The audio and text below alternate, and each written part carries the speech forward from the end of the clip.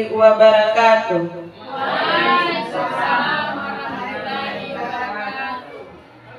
Alhamdulillahirabbil alamin wa bihi nasta'in ala umuri dunya waddin. Wassalatu wassalamu ala asrofil anbiya'i wal mursalin wa ala alihi wa sahbihi ajma'in, amma ba'd. Yang saya hormati Kepala Sekolah, dalam hal ini diwakili. Yang saya hormati seluruh Bapak Ibu staf Dewan Guru SMP 6 Satap Motilango. Dan yang saya hormati calon guru penggerak angkatan 11. Pertama-tama marilah kita panjatkan puja dan puji syukur kehadirat Allah Subhanahu wa taala, karena atas izin dan ridhonya kita sama-sama masih berkumpul di sini dalam rangka kegiatan diseminasi budaya positif oleh calon guru penggerak. Dan tanpa pula sholawat dan salam kita haturkan kepada junjungan Nabi Muhammad Sallallahu Alaihi Wasallam, kepada keluarga, sahabat, dan insya Allah syafaatnya akan sampai kepada kita yang masih konsisten dalam menjalankan syariatnya.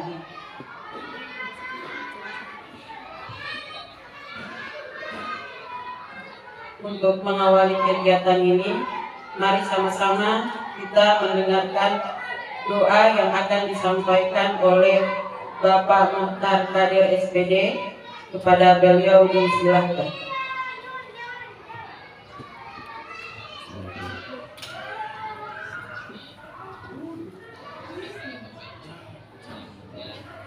Assalamualaikum warahmatullahi wabarakatuh. Waalaikumsalam warahmatullahi wabarakatuh. A'udzu billahi minasyaitonir rajim. Bismillahirrahmanirrahim. Alhamdulillahi rabbil alamin. Hamdan wa ni'amahu wa yukafi majidahu. Ya Rabbana lakal hamdu kama yanbaghi li jalali wajhi sultani. Allahumma salli wa sallim ala sayyidina Muhammad wa ala ali sayyidina Muhammad. Ya Allah, ya Rahmat, pada hari ini di tempat ini kami melaksanakan kegiatan diseminasi budaya positif guru penggerak angkatan 9. Insya Allah mendapat ridho darimu ya Allah. Ya Allah, ya Wahid, Engkau yang maha satu dan maha mempersatukan. Kami mohon perkuatkanlah persatuan di antara kami. Janganlah Engkau biarkan ada perpecahan di antara kami. Kami ingin kuat dalam persatuan itu agar lebih bermanfaat untuk agama, negara, dan bangsa ini. Ya Allah, ya Ghafur, Engkau yang maha pengampun atas segala dosa. Ampunilah dosa kami, dosa orang tua kami, dosa para pemimpin kami, dosa para pejuangmu, dan dosa para pendahulu kami. Tempatkanlah kami dan mereka semua dalam lindungan, rahmat, dan ampunan-Mu. Ya Allah, ya Mujib, Engkau yang maha mengabulkan doa. Perkenankanlah doa dan permohonan kami. Rabbana atina fid dunya hasanah wa fil akhirati hasanah wa qina azabannar. Subhana rabbika rabbil izzati amma yasifun wa salamun alal mursalin walhamdulillahi rabbil alamin. Wassalamualaikum warahmatullahi wabarakatuh. Selanjutnya menyanyikan lagu Indonesia Raya. Dimohon hadirin untuk berdiri.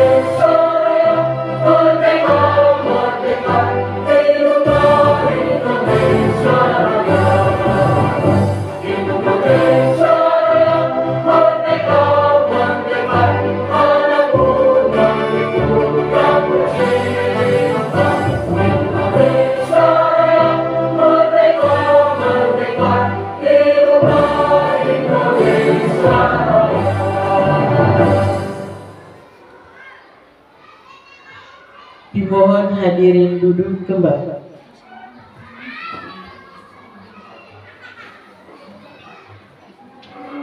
Sambutan kepala sekolah atau mewakili kepada Ibu Hasnia disilahkan.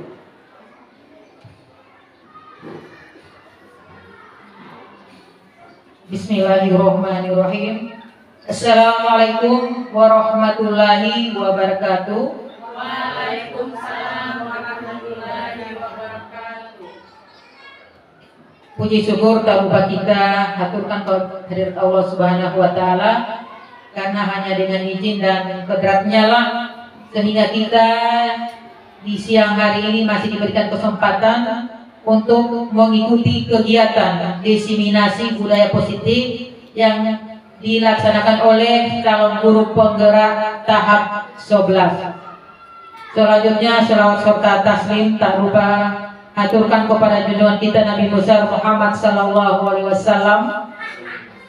Semoga percikan rahmat yang tercurah kepada beliau akan sampailah pada kita sekalian, khususnya bagi kita yang masih setia menjalankan syariat beliau.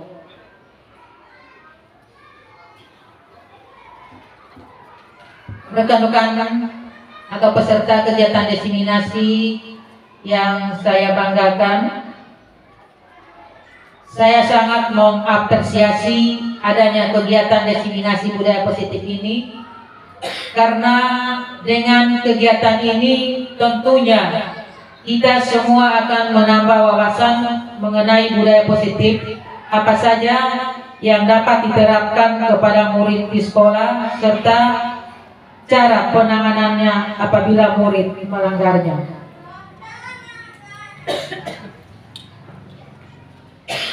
Baiklah, kegiatan diseminasi budaya positif saya akan buka dengan melafazkan basmalah.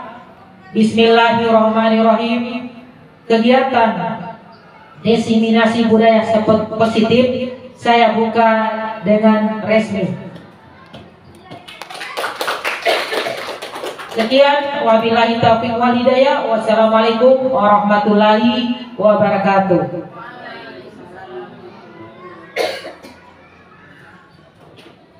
Selanjutnya penyampaian materi tentang diseminasi budaya positif oleh calon guru penggerak Ibu Gita Aprianti SPD.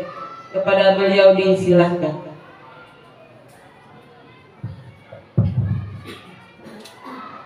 Baik, terima kasih untuk kesempatan yang telah diberikan, dan saya juga mengucapkan banyak terima kasih kepada Bapak Ibu yang sudah meluangkan waktu untuk menghadiri diseminasi aksi nyata dari budaya positif calon guru penggerak angkatan 11 Kabupaten Gorontalo tahun 2024. Baik, pertama-tama yang saya hormati Bapak Ibu staf Dewan Guru SMP Negeri 6 Satapmo Tilango yang pada hari ini meluangkan waktu hadir pada ruang diseminasi aksi nyata budaya positif. Mudah-mudahan kita semua diberikan kesehatan dan mudah-mudahan diseminasi pada hari ini dapat membawa perubahan-perubahan positif, baik itu di diri kita sebagai seorang pendidik maupun pada peserta didik atau siswa di sekolah kita. Slide berikutnya, Pak Diki. Baik, Bapak Ibu yang saya hormati, untuk mengawali diseminasi ini saya ingin menyebarkan hal-hal positif, terutama pada senyuman ya, seperti yang kita ketahui bersama. Mungkin karena aktivitas yang sudah kita lalui dari pagi sampai dengan siang ini, mungkin ada beberapa hal yang membuat kita sedih, marah dan lain sebagainya, sehingga sulit untuk tersenyum ya, terutama Pak Jurai mungkin yang dari tadi saya belum melihat senyumannya, sehingga saya mengajak Bapak Ibu untuk senyum selama 30 detik. Ya, coba Bapak Ibu berdiri dulu. berdiri kemudian saling berhadapan. Ya, saling berhadapan. Kemudian Pak Jurain, ini belum ada anjuran untuk senyum. Pak Jurain sudah senyum duluan. Ya, Pak Jurain kan belum. Ya, belum saja disuruh senyum, Pak Jurain sudah senyum. Ya, oke ya. Jadi yuk kita senyum selama 30 detik supaya aura positif kita itu akan terpancar, ya. Wajah kita menjadi ceria. Ya, oke. Sudah nampak dari wajah Ibu Penny, dari wajah Pak Riki, Ibu Asnia, dan Ibu Fitri. Ya. Ibu Wisna juga. Ibu Yuna. Oke. 30 detik ya, selama 30 detik senyumnya ini. Pak Jurain, 30 detik Pak Jurain. Kasih lihat giginya, senyum yang lebar. Baik Bapak Ibu, tadi sudah melakukan senyum selama 30 detik. Mudah-mudahan aura positif tersebut masih terbawa sampai dengan kita pulang, ya. Selanjutnya ini adalah kesepakatan forum desiminasi. Di sini ada kesepakatan dan di sini sudah ada dua pernyataan pemantik, ya. Yang pertama menghargai siapapun, kemudian yang kedua menjadi pendengar yang baik. Jadi ini merupakan kesepakatan yang akan kita sepakati bersama-sama selama pelaksanaan desiminasi hari ini, ya. Nah, kira-kira untuk yang ketiga dan kesekiannya itu kita perlu sepakati dalam hal apa? Kalau ini yang pertama, menghargai siapapun, jelas ya. Baik saya sebagai pembawa atau pemateri desiminasi maupun Bapak Ibu sebagai peserta, kita harus sama-sama menghargai pendapat, ya. Kemudian yang kedua itu menjadi pendengar yang baik, artinya pada saat lawan bicara kita sedang berbicara, maka kita harus mendengarkan, seperti itu. Kira-kira yang ketiga apa Bapak Ibu? Ya, silakan Pak Jurain. Memberikan saran yang berbobot. Ya, memberikan saran yang berbobot. Ya, memberikan saran yang berbobot. Yang ketiga Pak Riki. Memberikan saran atau masukan, seperti itu saja. Memberikan saran atau masukan yang positif, ya. Memberikan saran atau masukan yang positif. Oke, bagus, sangat luar biasa. Saran atau masukan yang positif. Positif, oke. Memberikan saran atau masukan positif. Baik. Yang selanjutnya Bapak Ibu kira-kira apa lagi?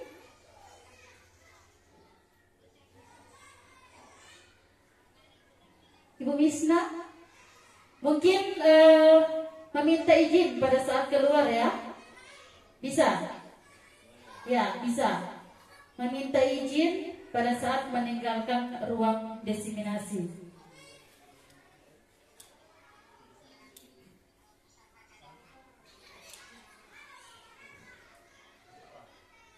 Meminta izin jika ingin keluar ruangan. Meminta izin jika ingin keluar ruangan.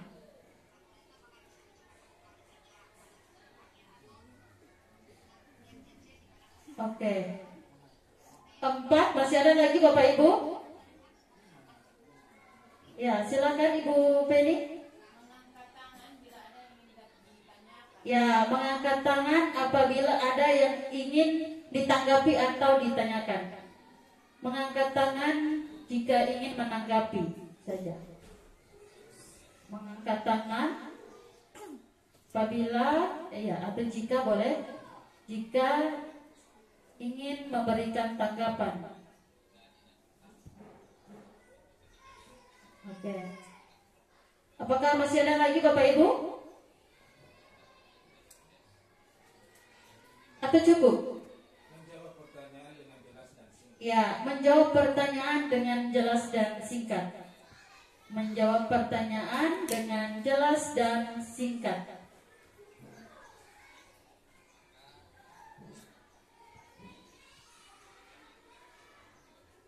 Ya, apa masih ada lagi Bapak Ibu? Ada? Cukup? Ya. Ya, HP di silent. Oke, HP di silent atau nada deringnya di nonaktifkan. Ya. Supaya tidak berbunyi pada saat pelaksanaan diseminasi. HP di silent.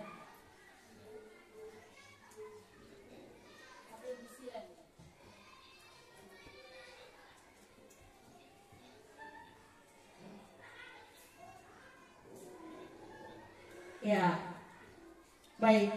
Masih ada lagi atau cukup Bapak Ibu? Cukup ya. Jadi saya ulangi kembali untuk kesepakatan yang pertama menghargai siapapun, kemudian yang kedua menjadi pendengar yang baik, kemudian yang ketiga memberikan saran atau masukan yang positif, kemudian meminta izin jika ingin keluar ruangan, yang selanjutnya mengangkat tangan jika ingin memberikan tanggapan. Selanjutnya menjawab pertanyaan dengan jelas dan singkat, dan yang terakhir handphone di mode diam atau di silent. Ya, setuju Bapak Ibu ya? Setuju. Oke, baik. Masuk di slide berikutnya.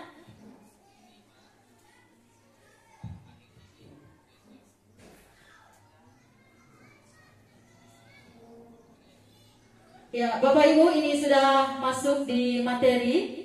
Ini ada penggambaran secara luas atau konsep secara umum bahwa kita sebagai seorang guru yang baik itu harus memiliki kemampuan dalam mewujudkan budaya positif di sekolah. Budaya positif tersebut dapat dijalankan dengan menerapkan konsep-konsep seperti berikut. Ada 6 ya. Yang pertama, disiplin positif. Kemudian yang kedua, motivasi perilaku manusia. Kemudian yang ketiga, keyakinan sekolah atau kelas.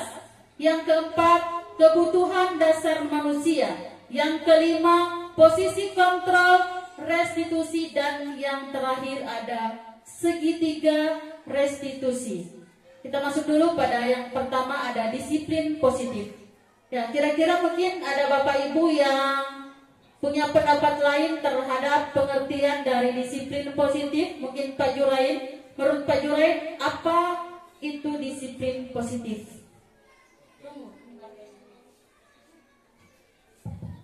Ya, silakan berdiri Pak Jurain.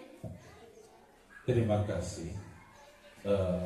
Pertama saya ucapkan mohon maaf untuk teman-teman yang peserta diseminasi. Pak Riki kasih kembali di slide. Oke, ini secara pribadi dari saya tentang disiplin positif, berarti sesuatu aturan-aturan yang baik yang kita terapkan yang ada di sekolah yang penuh dengan tanggung jawab, yaitu yang ada hubungan dengan suatu peraturan-peraturan yang kita jalankan, yang kita terapkan di sekolah ini untuk siswa yang bernilai-nilai suatu kebaikan. Terima kasih. Ya, luar biasa. Berikan aplaus dulu untuk pendapat dari Pak Jurain. Berikutnya mungkin dari ibu-ibu ya, dari Ibu Fitriyanti Marwae. Menurutnya Ibu Fitri, apa itu budaya positif? Ibu Fitri, silakan.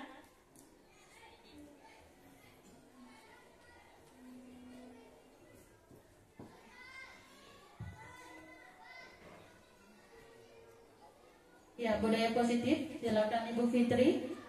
Baik, terima kasih atas kesempatan yang telah diberikan. Jadi menurut saya, disiplin positif itu merupakan budaya positif di sekolah itu penting karena sangat berkontribusi pada kesejahteraan seluruh siswa dan komunitas yang ada di sekolah. Iya, betul sekali. Berikan aplaus untuk Ibu Fitri. Ya, betul sekali yang telah disampaikan oleh Pak Jurain dan juga Ibu Fitri. Jadi disiplin positif itu merupakan suatu cara penerapan disiplin ya Bapak Ibu ya, penerapan disiplin yang mengajarkan kepada anak itu untuk bertanggung jawab dan menumbuhkan kesadaran diri pada diri sendiri. Artinya tanpa adanya paksaan. Tanpa adanya paksaan ataupun tanpa adanya iming-iming diberikan hadiah. Jadi si anak itu melakukan dengan kesadarannya sendiri ya, tanpa dia ditakut-takuti oleh adanya hukuman dan diiming-imingi ada sebuah hadiah seperti itu. Jadi itu merupakan disiplin positif ya. Sama dengan yang telah disampaikan oleh Ibu Fitri dan juga Pak Jurain tadi, bahwa disiplin positif ini merupakan suatu cara untuk mengatur ya disiplin yang ada di satuan pendidikan ya, baik dari guru maupun ke murid dan seluruh warga sekolah. Selanjutnya, dalam disiplin positif ini kita mengenal ada namanya nilai-nilai kebajikan atau nilai-nilai kebaikan. Dalam disiplin positif itu pasti Bapak Ibu ada yang mengandung nilai-nilai kebaikan di dalamnya, ya. Apalagi yang sudah mereka tahu bahwa yang mereka lakukan itu mereka tahu bahwa itu baik, ya. Pasti mereka melakukan itu dengan sadar dan sukarela tanpa adanya paksaan dari pihak manapun.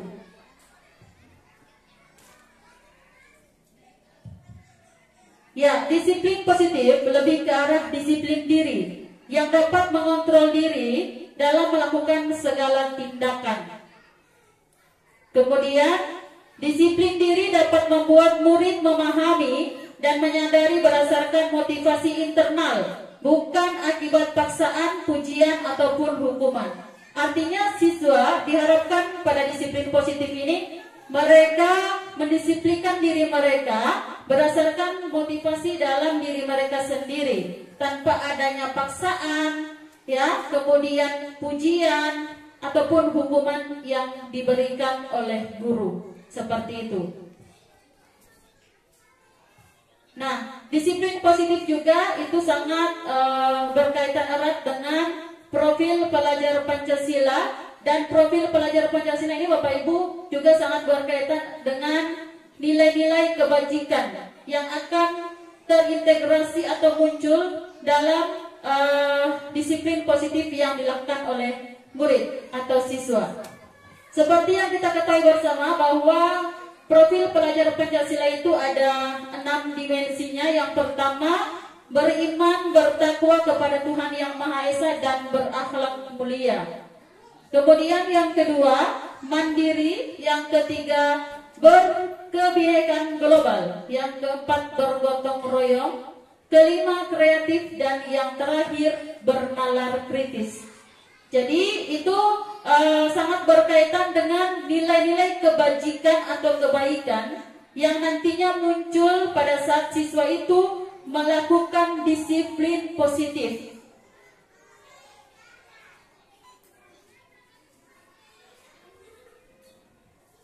Ya, selanjutnya motivasi perilaku manusia. Ini merupakan bagian dari budaya positif juga. Kalau tadi disiplin positif, sekarang motivasi perilaku manusia.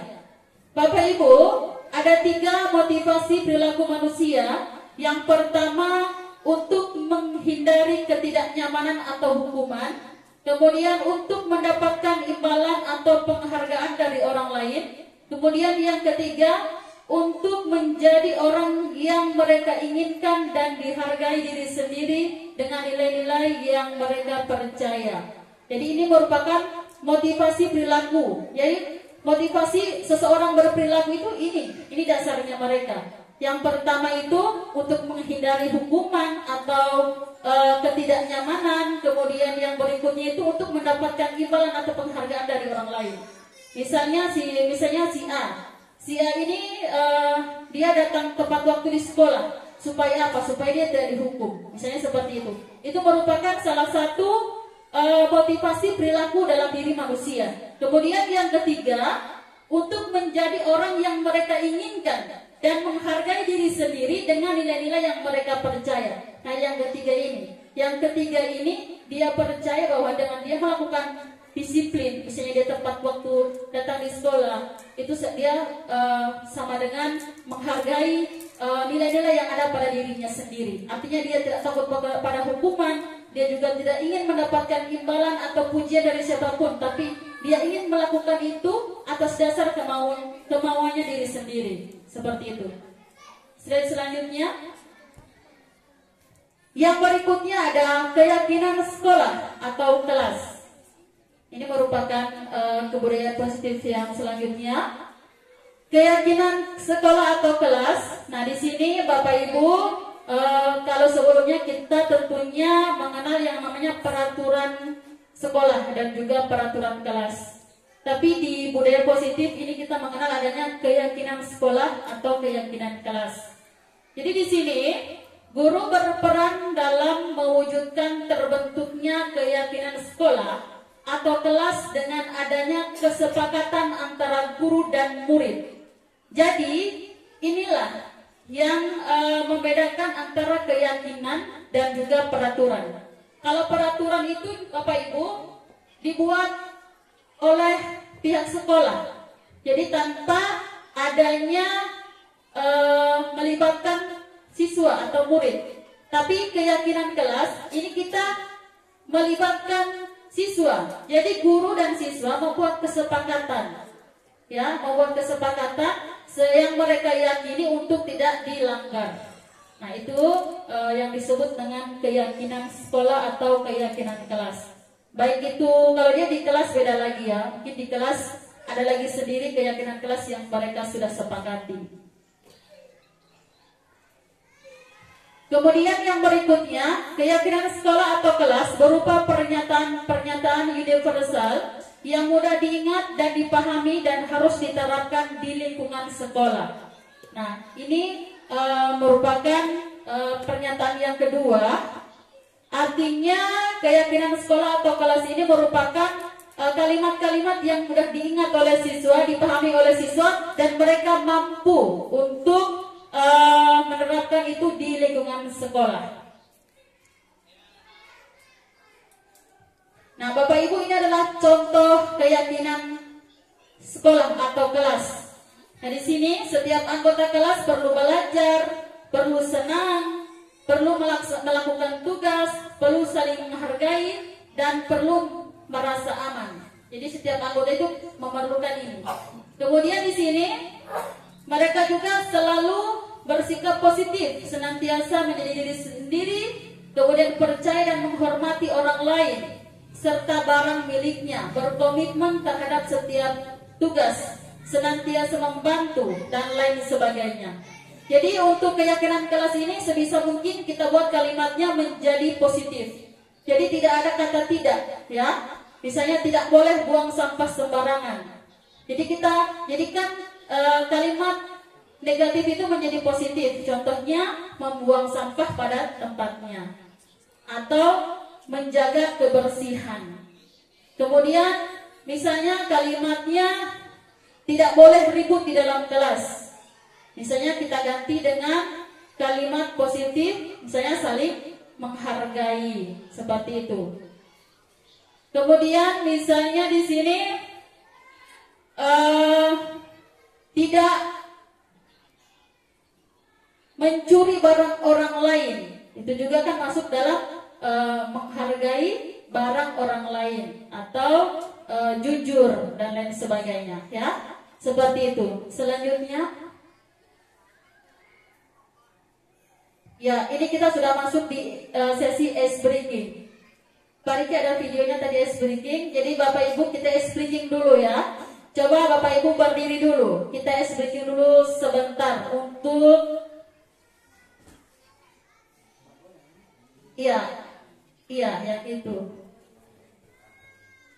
Ya, supaya kita fresh lagi ya pikirannya ya Bapak Ibu ya, tidak tegang.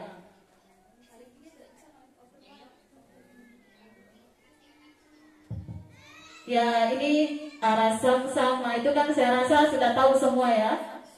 Ya, kita akan ice breaking dulu supaya lebih ceria, apalagi suasananya mendung. Iya, yang sana. Iya.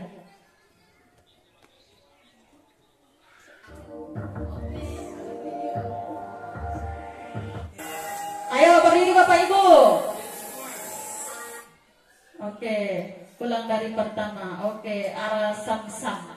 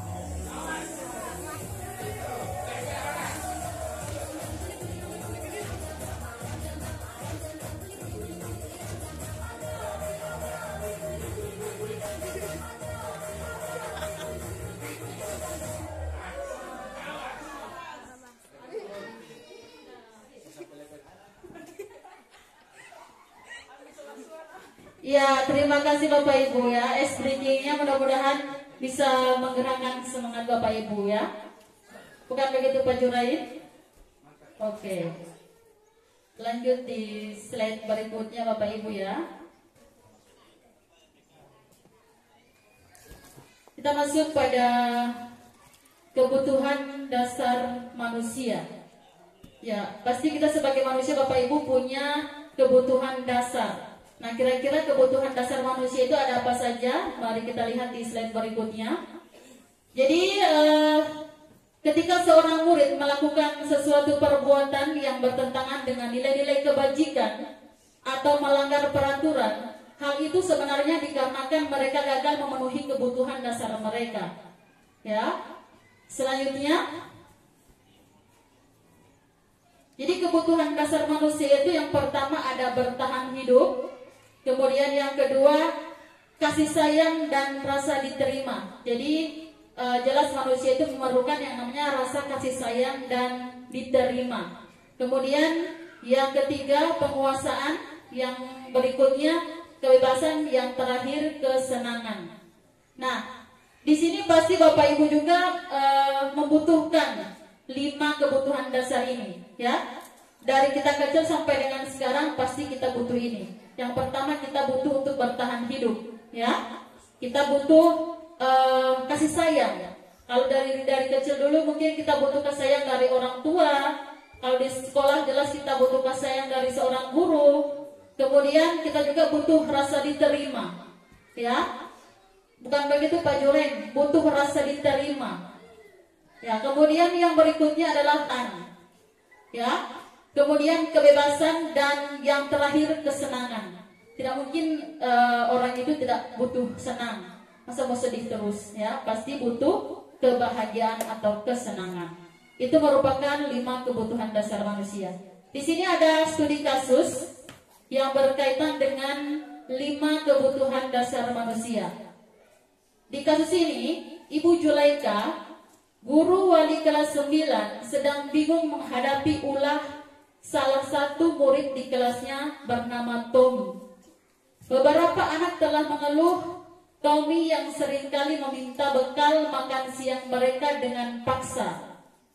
Jika Anda menghadapi situasi seperti Ibu Julaika, apa yang akan Anda lakukan?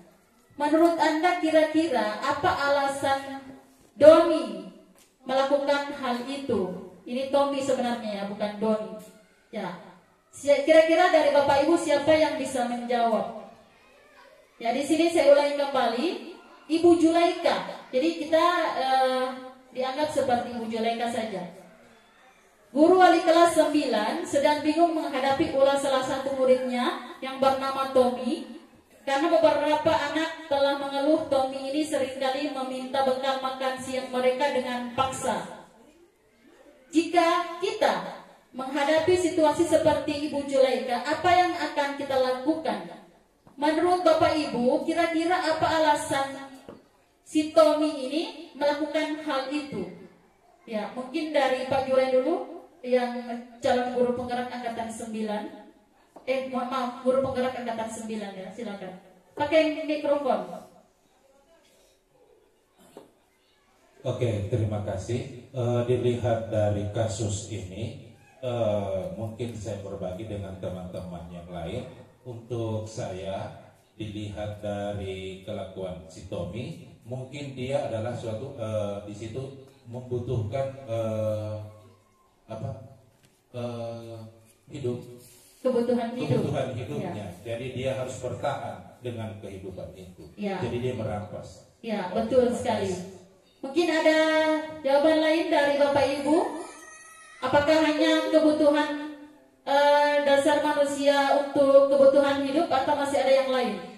Silakan. Dari 5 kebutuhan dasar manusia tadi, kira-kira apa yang menyebabkan Tommy ini sehingga dia melakukan hal seperti itu? Ya, bagus sekali jawaban dari Pak Jurain, ya, sangat luar biasa dan betul ya yang disampaikan oleh Pak Jurain tadi. Jadi Tommy itu mungkin merasa lapar sehingga dia mengambil bekal milik temannya, ya. Karena berkaitan dengan lapar, ya jelas dia berkaitan dengan kebutuhan makan minum, ya, kebutuhan hidup. Silakan Pak Riki selanjutnya.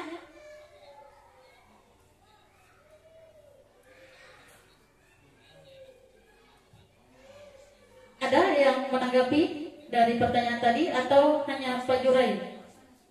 Oke, dari Ibu Sri Penny Paise, silakan berdiri Ibu Penny. Ya, terima kasih.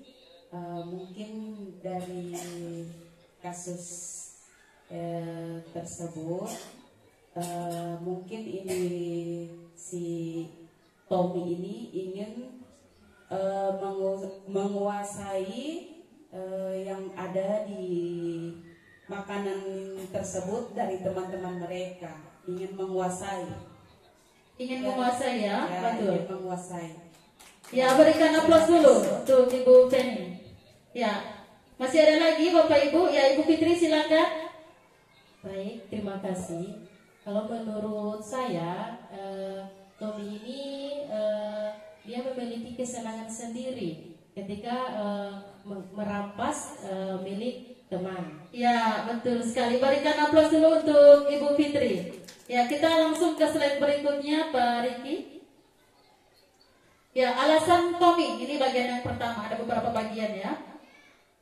Yang pertama, sama dengan yang disampaikan oleh Pak Jurain tadi, karena ia merasa lapar dan orang tuanya tidak membawakan bekal makan siang, ya, sehingga kebutuhan dasar yang sedang berusaha dipenuhi oleh Tommy adalah kebutuhan untuk bertahan hidup, ya, karena dia merasa lapar dan dia tidak membawa bekal dan tidak diberikan bekal oleh orang tua sehingga dia merampas milik temannya. Jadi kebutuhan dasar bertahan hidup inilah yang berusaha untuk dipenuhi Tommy, karena itu tidak terpenuhi seperti itu sehingga dia merampas milik temannya. Kemudian yang berikutnya, ya, di sini karena dia merasa senang temannya jadi memperhatikan dia, betul ya, kesenangan juga termasuk di situ. Dia ingin diperhatikan, dia ingin diperhatikan oleh teman-temannya karena teman-temannya dengan dirampas itu makanan sehingga dia dilaporkan ke guru. Dia lagi mendapatkan perhatian ke gurunya di situ, ya. Akhirnya gurunya pun memberitahu kepada orang tuanya sehingga orang tuanya jadi memperhatikan dia, ya. Maka kebutuhan dasar yang sedang dipenuhi Tommy adalah kebutuhan akan kasih sayang dan rasa diterima. Ya, jadi Tommy ini ingin ya orang tuanya ini memberikan kasih sayang sama dengan apa yang diperoleh teman-temannya, ya, dibawakan bekal dan lain sebagainya. Selanjutnya, ya di sini alasan ketiga, karena temannya jadi takut dengan dia dan menuruti keinginannya. Maka sebetulnya Tommy sedang berusaha memenuhi kebutuhan dasarnya adalah kekuasaan. Betul yang disampaikan oleh Ibu Feni. Ya. Selanjutnya, ya ada alasan keempat, karena ia merasa bosan dengan bekal makanan yang dibawakan ibunya dari rumah. Karena ibunya selalu membawakan bekal yang sama, oleh karena itu dia ingin mencoba makanan teman-temannya yang beraneka ragam. Maka Tommy sedang berusaha memenuhi kebutuhan dasar kebebasan. Ini adalah kemungkinan, ya, kemungkinan dari kasus yang pertama tadi. Yang berikutnya, alasan yang kelima, mungkin saja karena ia melakukan karena iseng. Ia menikmati ekspresi wajah teman-temannya yang kesal karena diambil makanannya dan menuruti dia. Ekspresi teman-temannya itu lucu, maka berarti Tommy sedang berusaha memenuhi kebutuhannya akan kesenangan. Dia senang melihat teman-temannya itu marah, jengkel, ya, sehingga itu membuat dia merasa senang. Jadi kebutuhan kesenangan juga termasuk di situ. Kemudian kita masuk pada posisi kontrol dalam restitusi. Ya, jadi di sini ada posisi kontrol restitusi. Jadi kita sebagai seorang guru, bagaimana caranya kita menghadapi murid apabila melanggar keyakinan yang telah disepakati bersama-sama. Di sini ada 5 posisi kontrol dalam restitusi. Yang pertama, guru itu sebagai penghukum, ya.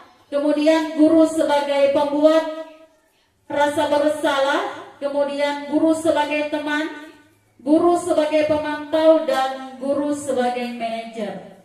Ini ada salah satu contoh, misalnya si pembuat rasa bersalah. Jadi guru itu misalnya dalam siswa mengerjakan tugas, kemudian siswa itu ribut, ya. Kemudian guru mengatakan, ayolah adik-adik tolong jangan ribut. Nanti kalau kalian ribut, ibu dimarah kepala sekolah. Ayo tolong bantu ibu. Nah di situ berarti posisi kontrolnya guru itu adalah sebagai pembuat rasa bersalah, supaya siswa itu kasihan dengan gurunya. Seperti itu ya Bapak Ibu. Kemudian ada juga guru sebagai teman dan lain sebagainya sampai dengan guru sebagai manajer. Itu merupakan 5 posisi kontrol. Jadi posisi kontrol itu ada 5. Selanjutnya, ya di sini ada motivasi, identitas gagal, kemudian identitas berhasil dan sukses. Kemudian yang sana identitas berhasil dan sukses. Nah di sini identitas gagal itu adalah apabila dia menghindari hukuman. Kemudian di situ mengharapkan imbalan atau ketergantungan kepada orang lain, kemudian menghargai diri sendiri. Ya di sini ada salah satu contohnya. Misalnya guru berbuat itu kalau dia sebagai penghukum, menghardik, menunjuk-nunjuk, menyakiti dan menyindir. Itu berarti posisi kontrol kita sebagai penghukum. Kemudian kalau dia pembuat rasa bersalah, misalnya dia dengan cara berceramah dan mengatakan seharusnya Anda begini, seharusnya Anda seperti itu, dan ibu kecewa kalian begini dan kalian berbuat seperti itu. Itu merupakan posisi kontrol pembuat rasa bersalah. Kemudian kalau posisi kontrol sebagai teman, membuat alasan-alasan untuk muridnya, ya. Kemudian di sini kalau sebagai pemantau, menghitung dan mengukur, ya. Misalnya di situ menyesuaikan diri terhadap apa yang diawasi atau keyakinan kelas apa yang telah mereka langgar. Kemudian kalau sebagai manajer mengajukan pertanyaan-pertanyaan seperti adik-adik apa yang sudah kita yakini dan apa yang adik-adik sudah langgar, dan apakah adik-adik bersedia untuk tidak mengulangi lagi. Ya, itu merupakan posisi sebagai manajer. Dan ini merupakan identitas yang kontrol dirinya paling diyakini berhasil dan sukses. Karena di situ dia tidak menghardik siswa, dia tidak menghukum siswa, tapi dia menggunakan posisi kontrol dengan cara mengajukan pertanyaan-pertanyaan untuk memvalidasi, ya, menanyakan duduk persoalan, kemudian tidak melihat mana yang benar dan mana yang salah, tetapi di situ melihat kira-kira jalan keluarnya apa, seperti itu. Selanjutnya, ya, di sini posisi kontrol dalam restitusi. Di antara kelima posisi kontrol tersebut, sebaiknya seorang guru menggunakan posisi kontrol sebagai seorang manajer. Ya, jadi dari 5 posisi kontrol tadi sebaiknya, ini sebaiknya ya, anjurannya kita menggunakan posisi kontrol sebagai seorang manajer. Sebagai seorang manajer artinya guru dapat berbuat sesuatu bersama murid, mempersilahkan murid untuk bertanggung jawab dan mendukung murid agar dapat menemukan solusi dari masalah yang dialaminya, baik itu bersama teman sebaya maupun bersama guru ataupun kepala sekolah saat berada di lingkungan satuan pendidikan. Kemudian selain itu posisi manajer mengacu pada restitusi yang dapat menjadikan murid sebagai manajer bagi dirinya sendiri sehingga dapat tercipta identitas positif dalam diri murid. Ya, di sini segitiga restitusi yang bisa kita lakukan apabila kita posisi kontrol kita sebagai seorang manajer. Ya, tahapan dari segitiga restitusi. Yang pertama, menstabilkan identitas validasi. Kita validasi dulu. Misalnya siswa itu sedang berkelahi di dalam kelas, kita validasi dulu. Kemudian kita tindakan yang salah. Kira-kira tindakan mana yang salah dan yang mana yang tidak sesuai dengan keyakinan kelas. Kemudian menanyakan keyakinan, apakah mereka bersedia untuk tidak mengulangi lagi dan lain sebagainya. Berikutnya ada contoh kasus. Ya, di sini menstabilkan identitas ini merupakan membuat kesalahan adalah bagian dari proses pembelajaran yang nantinya akan menggeser identitas gagal ke arah identitas yang sukses. Jadi menstabilkan identitas ini merupakan prinsip bahwa membuat kesalahan itu bisa dilakukan oleh siapa saja, ya, bahkan oleh guru. Nah, di sini kita jelaskan ke siswa bahwa membuat kesalahan itu adalah proses pembelajaran. Jadi di situ sama dengan kita menggeser identitas gagal menjadi identitas sukses, seperti itu. Selanjutnya, menstabilkan identitas adalah yang pertama, ini adalah beberapa contoh pernyataan. Misalnya, berbuat salah itu adalah hal yang manusiawi. Tidak ada manusia yang sempurna. Jadi kita awali dulu dengan kalimat-kalimat seperti itu. Kemudian kita pasti bisa menyelesaikan permasalahan ini. Bapak Ibu tidak tertarik untuk mencari siapa yang benar dan siapa yang salah. Bapak Ibu lebih tertarik untuk menyelesaikan masalah ini dan mencari solusinya. Itu contoh kalimatnya. Kemudian, kalau kamu menyalahkan dirimu sendiri terus-menerus, apakah kamu bersikap baik pada dirimu sendiri? Ya, itu adalah contoh-contoh kalimat dalam segitiga restitusi bagian menstabilkan identitas. Itu ada tahapan-tahapannya. Pada tahapan yang pertama kan menstabilkan identitas. Jadi kita kalimat-kalimat pertama itu yang harus kita lakukan seperti ini. Contoh kalimatnya. Boleh juga dengan kalimat-kalimat lain yang memiliki makna yang senada. Kemudian validasi tindakan yang salah. Validasi tindakan yang salah dilakukan berdasarkan prinsip bahwa setiap perilaku berupaya memenuhi suatu kebutuhan tertentu, sehingga guru atau orang tua akan menggeser dari pemikiran stimulus respon menjadi proaktif, serta akan lebih mengenali dan mengakui kebutuhan murid atau anak. Misalnya siswa itu dia pada saat guru menjelaskan dia makan, ya.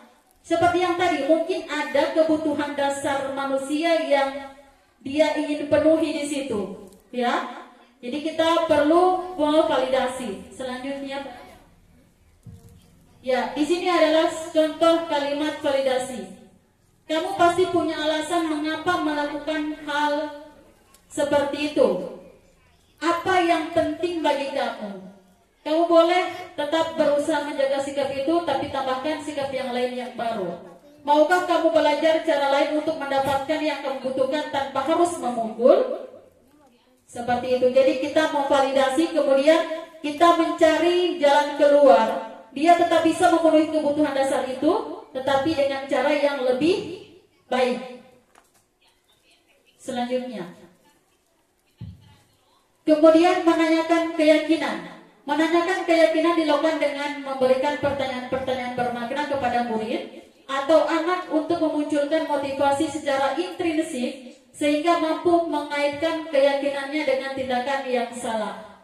Misalnya dia makan dalam kelas pada saat guru menjelaskan tadi, guru menanyakan apakah yang dilanggar dari keyakinan kelas yang sudah disepakati, kemudian dia menjawab misalnya ada, yaitu tidak menghargai guru. Nah, kemudian tindakan itu apakah bisa diperbaiki? Kemudian dia menjawab iya.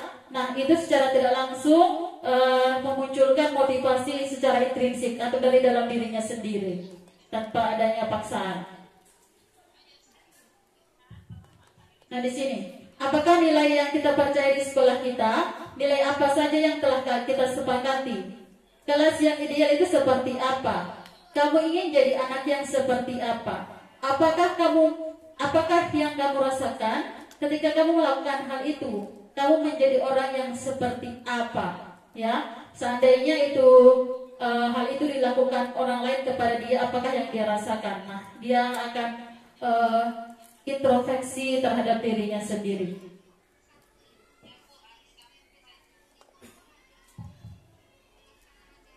Ya, jadi seorang guru yang baik harus memiliki kemampuan dalam mewujudkan budaya positif di sekolah. Budaya positif tersebut dapat dijalankan dengan menerapkan konsep-konsep inti seperti disiplin positif, motivasi perilaku manusia, keyakinan sekolah atau kelas, kebutuhan dasar manusia, posisi kontrol restitusi, dan segitiga restitusi. Jadi insya Allah Bapak Ibu, kita di sekolah ini kita bisa mengimplementasikan budaya positif ini meskipun dimulai dari hal-hal yang kecil dulu. Insya Allah ini berdampak besar pada perkembangan sekolah kita ke arah yang lebih baik lagi.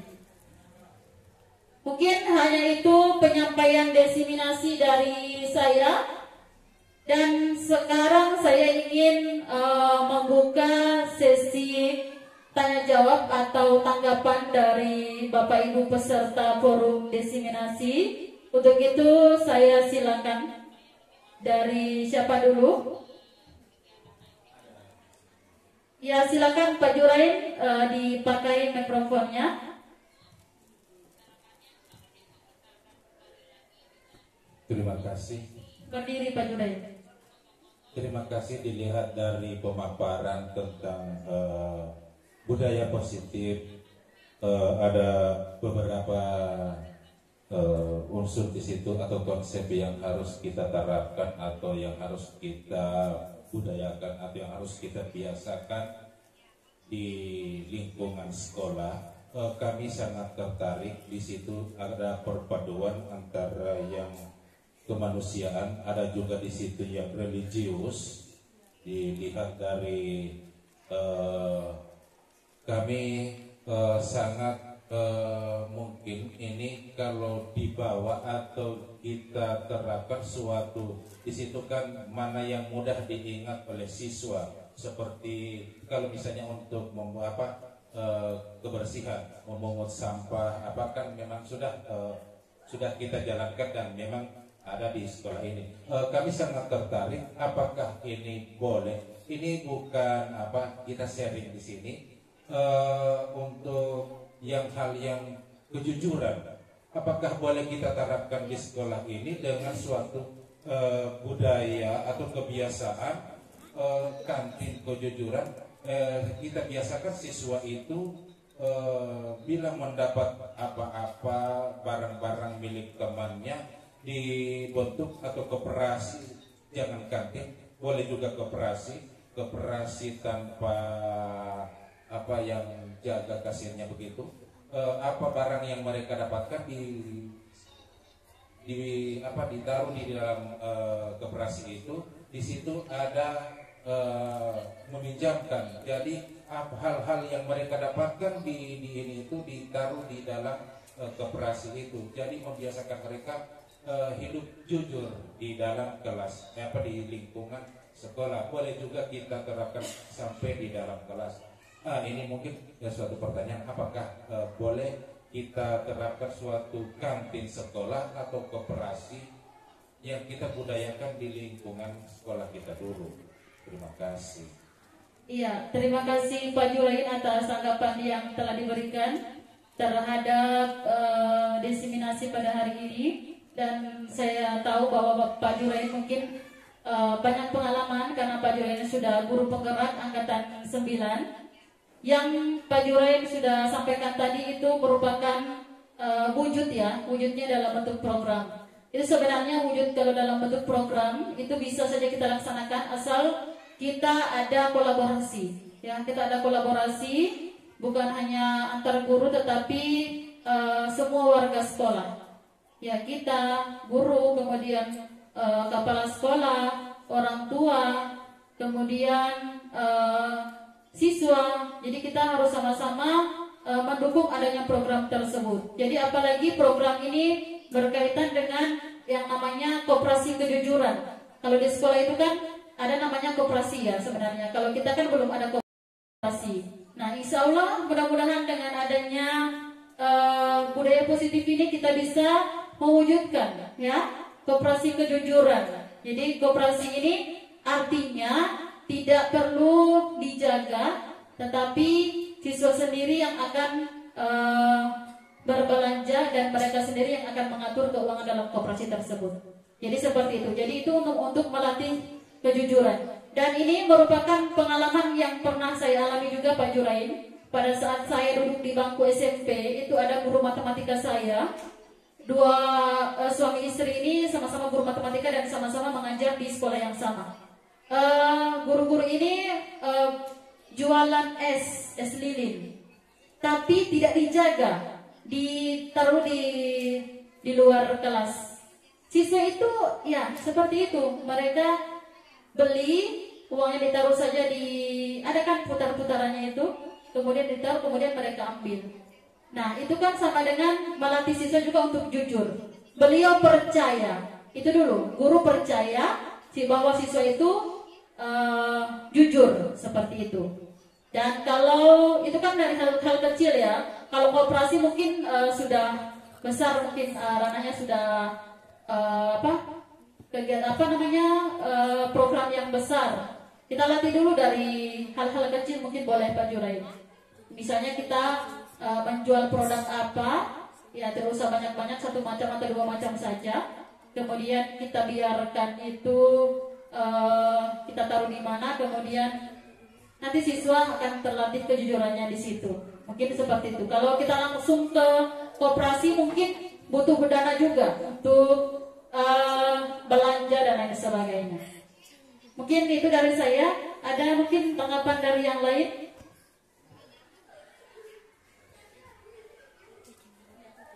Silakan Pak Riki. Ya, terima kasih. Assalamualaikum warahmatullahi wabarakatuh. Waalaikumsalam warahmatullahi wabarakatuh.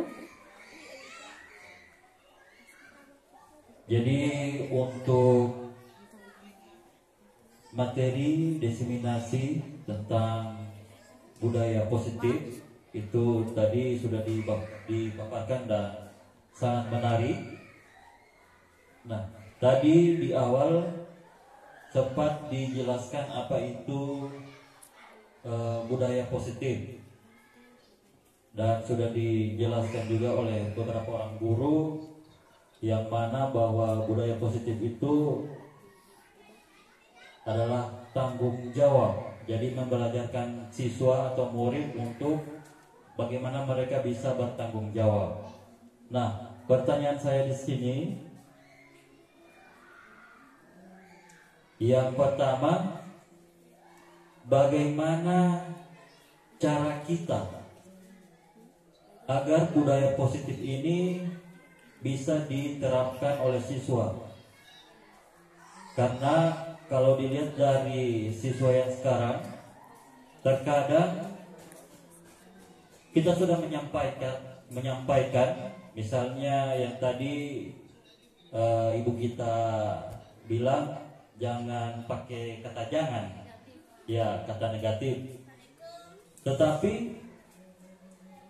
kita sudah sampaikan misalnya, tolong ini sampah dibuang pada tempatnya. Tapi pada kenyataannya tetap masih ada yang membuang sampah sembarangan. Jadi bagaimana cara kita sebagai guru untuk lebih bisa membangun lagi budaya positif tersebut? Dan yang kedua, apa peran guru supaya bisa mendukung budaya positif tersebut? Mungkin itu pertanyaan dari saya. Sekian, Assalamualaikum warahmatullahi wabarakatuh. Waalaikumsalam warahmatullahi wabarakatuh. Baik, terima kasih. Sangat menarik sekali apa yang disampaikan oleh Pak Riki. Jadi saya ambil intisarinya bahwa pertanyaan yang pertama tadi, bagaimana caranya untuk mengoptimalkan budaya positif ini di sekolah. Seperti yang kita ketahui selama ini, meskipun siswa itu sudah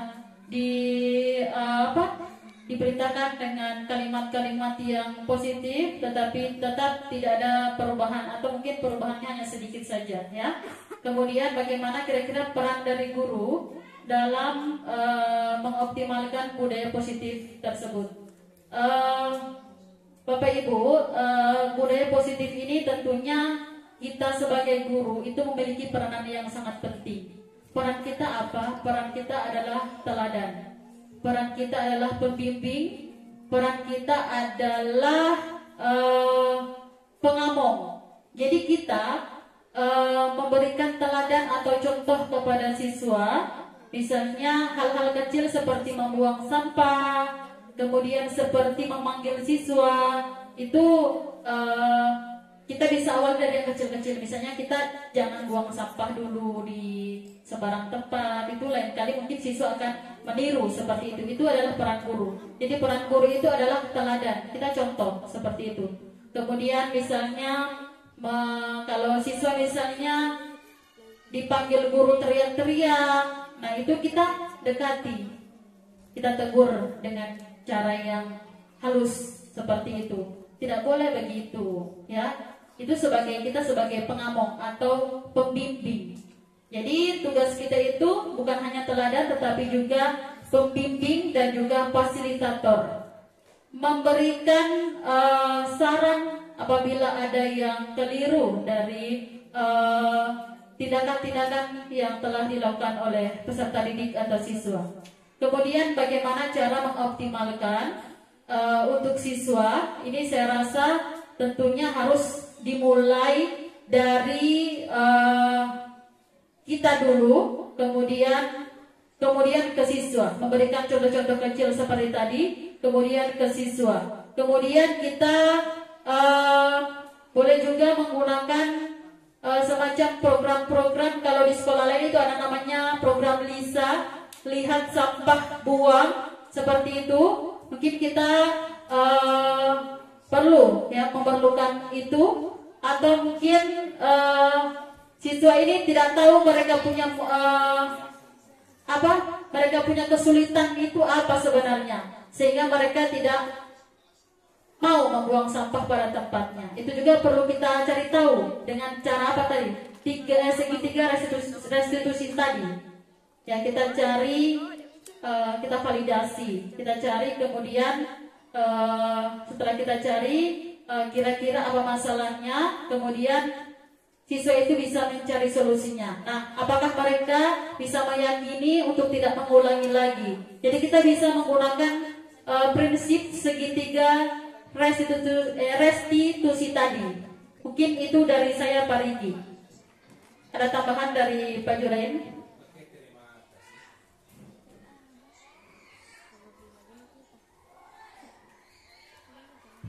Terima kasih. Saya tertarik dengan jadi pertanyaan dan saran Pak Riki. Bagaimana cara mengoptimalkan dan memotivasi? Saya berpikir dan saya sudah pernah gerakan juga di kelas 5. Bagaimana caranya bahwa siswa itu sudah ada menumbuhkan rasa kesadaran mereka untuk sampah. Bagaimana sampah itu kita daur, membiasakan kita menciptakan suatu karya rupa hiasan-hiasan dari barang-barang bekas, barang plastik. Ya, jadi seperti hastakarya kita jadi pajangan-pajangan yang kita pergunakan untuk hiasan-hiasan, jangan di dalam kelas, boleh juga jadi hiasan di dalam rumah. Jadi mereka akan terbiasa sampah-sampah yang berguna itu langsung dikumpul, bukan lagi dibuang di tempat sampah, tapi mereka langsung kumpul hal-hal yang berguna bagi mereka. Makasih, sekian Bu kita. Iya, terima kasih. Itu adalah tambahan jawaban dari Pak Jurain. Mungkin ada tanggapan dari Pak Riki, silakan. Tidak ada. Oke. Selanjutnya ada pertanyaan dari peserta yang lain, mungkin dari ibu-ibu, mungkin dari Ibu Fitri atau siapa?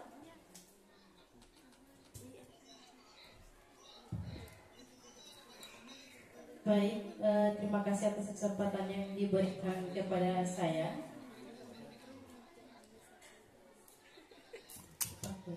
Tadi ibu kita menyinggung ada peraturan, ada keyakinan, dan ada kesepakatan.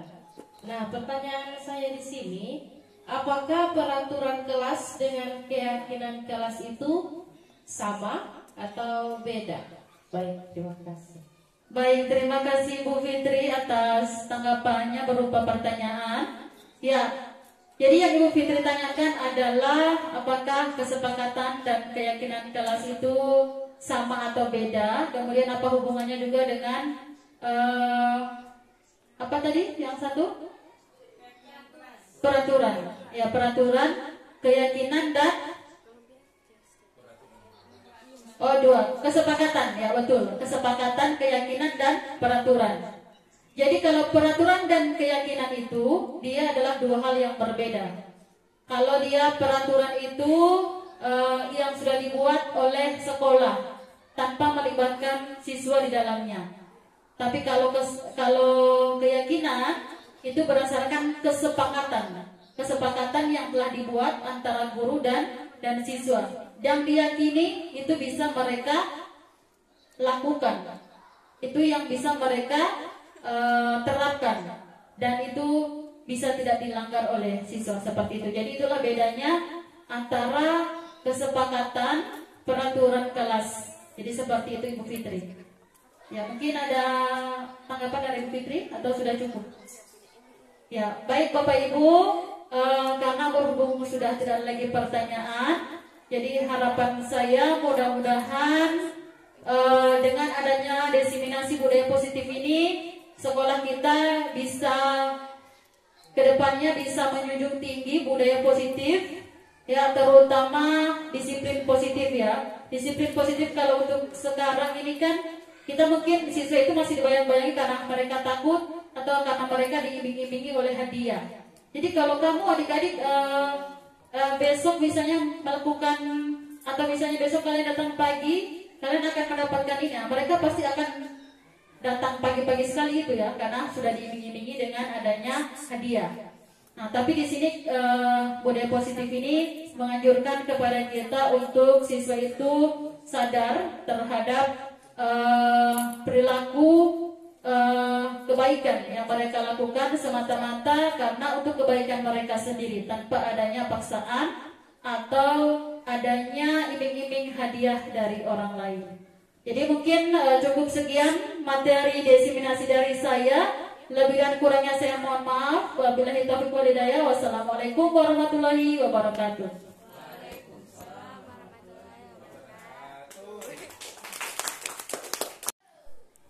Demikianlah tadi diseminasi yang telah disampaikan oleh Ibu Gita Aprianti, calon guru penggerak angkatan 11. Mudah-mudahan diseminasi ini dapat bermanfaat di sekolah kita.